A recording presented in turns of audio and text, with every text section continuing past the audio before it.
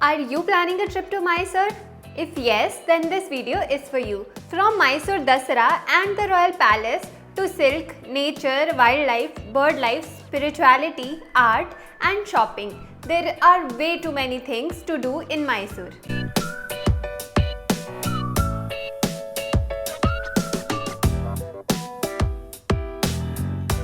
Hello and welcome back to our channel for another video.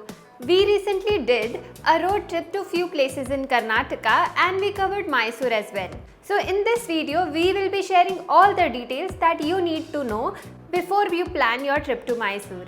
By the end of this video, you will know all about the best way to reach Mysore, budget stay options, must visit places, where to eat and how to cover the must visit places in just 3 days. In short, this video will be an ultimate guide to plan your Mysore trip. So make sure to watch it till the end. Laid back vibes, backed with super rich history, heritage, handicraft, devouring food and palaces, Mysore has got it all. And that's what makes Mysore beautiful. It is one of the few Indian sleepy cities where you can perfectly enjoy without getting rushed. It's no wonder why Indian and foreign travelers always add Mysore to their bucket list of places to visit in India.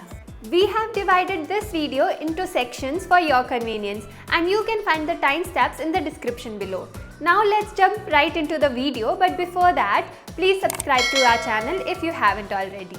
First, I am going to talk about how to reach Mysore. The nearest airport in Mysore is domestic Mysore Airport at Mandakali, which is 10 kilometers from the city center. There are regular flights from all metro cities and other major cities across India like Bangalore, Chennai, Hyderabad, Delhi, Kolkata and Mumbai. The nearest international airport is Kannur International Airport, which is 168 km from Mysore. The best and most affordable way of reaching Mysore is by train, as Mysore Junction is on many major railway routes. There are plenty of trains connecting to Mysore, not only from neighboring cities but also from many North Indian cities.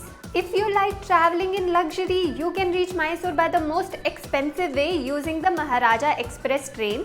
The Mysore railway station is located in the city centre, so getting to your hotel from the railway station is easy by taking an auto rickshaw from outside the station. Mysore is well connected to the rest of the state and neighbouring states by road. There are several state and private buses that run between Mysore and other neighbouring cities, so it is easy to travel by road as well. Moving on to the next section, which is best time to travel to Mysore. Mysore experiences a tropical wet and dry climate which makes it warm and humid for most part of the year. The winters are dry and cooler. Monsoon period is also pleasant with ample showers. So the best time to visit is either in the winter between December to February when the weather is comfortable enough to explore, or right after the monsoon between September to November when the temperature is much lesser than the previous months. Most travelers visit Mysore for Dasara festival, which happens in October. During this time, Mysore is all lightened up. You will find hundreds of cultural and sports events happening. So, if you are interested to see that, October is the best time for you. But do expect a large crowd and higher prices everywhere you go. Next, let's talk about the must visit places in Mysore. Number 1 on my list is Mysore Palace. The first and foremost thing to do while in Mysore is to experience the grandeur of the Maharaja era by visiting this palace. The official residence of the warriors, this UNESCO World Heritage Site is a work of marvel. The history of Mysore Palace dates back to 1912. It is also famous for hosting the grandest Dasara festival. You can learn more about the palace from the gallery on the premise. It is spread across 3800 square foot and was constructed by an English architect. What's fascinating is its blend of Hindu temple and Mughal architectural styles with hint of Rajput and Gothic influence. This palace is open from 10 am to 5:30 pm. The entire palace illuminates on Sundays and public holidays from 7 pm to 8 pm, visible from outside. There is an entry fee of ₹100 for all visitors. You can easily spend 3 hours checking out all the little things in this huge palace. I would recommend getting an audio guide instead of a personal guide because personal guide tend to rush through things and wrap up your entire tour in like 45 minutes. Number 2 is Jagan Mohan Palace. This palace showcased stunning architecture with intricate work. Since 1915, it has been the Royal Art Gallery housing paintings of royal family, art by Raja Ravi Verma and other rare and antique musical instruments.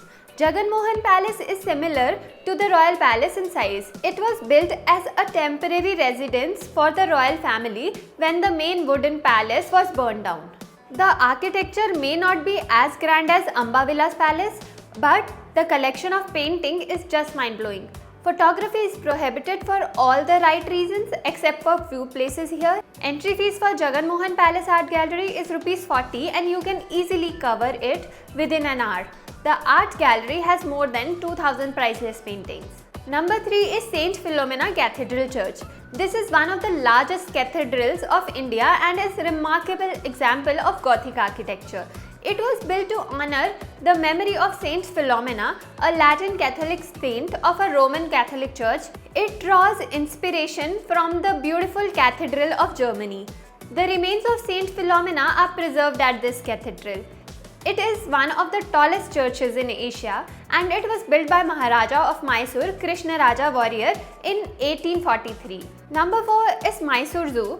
This zoo is well maintained and makes for a great day out, with plenty to see and do for around 3 to 4 hours. Sri Chamarajendra Zoological Gardens, also known as Mysore Zoo, is one of the best zoological gardens in India. Along with being home to a variety of species of birds, mammals, reptiles, this zoo also engages in captive breeding of exotic and endangered species. Number 5 is Brindaban Gardens.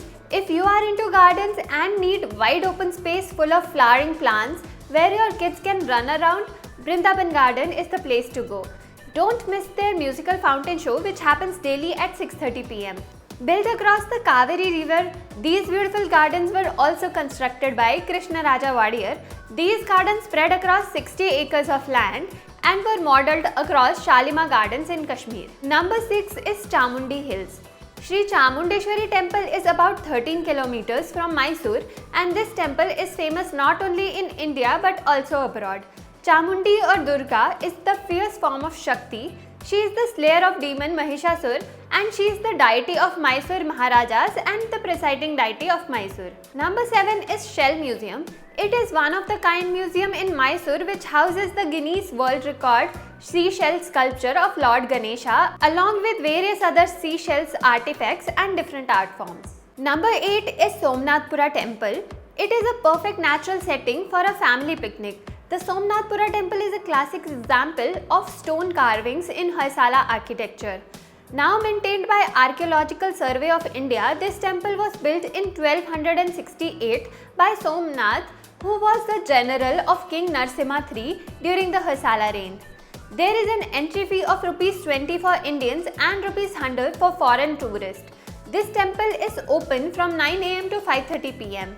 It doesn't take more than 1 to 2 hours to explore and admire the beauty of this temple. Number 9 is Sri Rangapatna. This ancient city was the capital of Kingdom of Mysore under Tipu Sultan. It sits on the Kaveri River surrounded by abundant nature, making it a scenic location. You can visit the historical moments like Tipu Sultan Gumbaz, Darya Daulat Bagh or Ranganatha Swami Temple, which is a major pilgrim destination and it is around 18 km from the town. Number 10 is Bandipur National Park, which is 80 km away from Mysore, spreading across 874 square foot. Bandipur is one of the famous national parks and an important tiger reserve of India. Bandipur houses some of the rarest species of wildlife including 70 tigers and over 3000 ancient elephants as well as other animals like leopards, gaur, sloth bears and variety of other animals. Next I am going to talk about the must visit cafes and restaurants in Mysore. Number 1 on my list is GTR, which is Gayatri Tiffin Room. You can try their set dosas with aloo, plain dosa and khara bath as well. Number 2 is Old Original Hotel Vinayak Milari, a place that can take you back in the time with its atmosphere and to heaven with their wood fire cooked butter dosa with kurma and idli. Be prepared to wait in line for at least 20 minutes on weekends to get a seat. Number 3 is RRR Mysore. This place is non-vegetarians' favorite for its spicy Andhra style biryani served on banana leaf. They have a limited menu, and that's the best part. They have mastered each dish for over 40 years. Number 4 is Guru Sweet Mart. Guru Sweet Mart is credited with Mysore Pak invention, originally from Royal Kitchens. This sweet treat, crafted from besan, jaggery and ghee, melts right into your mouth, offering a delightful culinary experience, particularly when served hot. Number 5 is Mahalakshmi Sweet. It is another spot for Mysore sweet and savouries. This place is loved for their Mysore Pak and crispy namkeens, especially Palak Chakli. Number 6 is the Old House. If there's one place we would recommend for having wood-fired pizza, this is it. Be it for fast breakfast, afternoon snacks or late evening dining experiences, you will always have something to treat your palate. Next, I'm going to talk about how to travel within the city. It's easy to get around Mysore by auto rickshaw. You can either book them on Uber or flag them down while standing on the roadside. Most of the drivers speak English and know where the travelers would like to go. Make sure that they turn on the meter before you start, and the minimum charge is Rs 30 for 2 kilometers. Apart from this, you can rent a bike or hire a cab for a full day from the hotel you are staying in. You can also find multiple city buses that connect different parts of Mysore. You can take a hop-on hop-off bus, which is an open-roof double-decker bus which can take you around all major landmarks in Mysore, and it will cost you Rs 250 per person. Next, let me tell you about how many days to spend in Mysore. I recommend spending at least 3 to 5 days here.